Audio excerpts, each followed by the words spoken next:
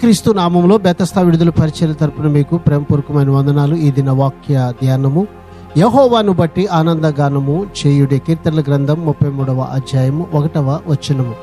న్యాయవంతులు దేవునిని ఎందుకు స్తుతించాలి అనే దానిని ఈ వాక్యంలో చూడగలము. ఆశ్చర్యకరమైన సుందరమైన కార్యాల్లో ఆయన ఉపయోగించిన ఆయన వాక్కు, ఆయన విశ్వసనీయత, నీతి న్యాయాలు, ఆయన కృప, ఆయన బలప్రభావాలు, దేవుని ఆలోచన సదాకాలము నిలుచును. ఆయన సంకల్పములు తరతరములు ఉండును.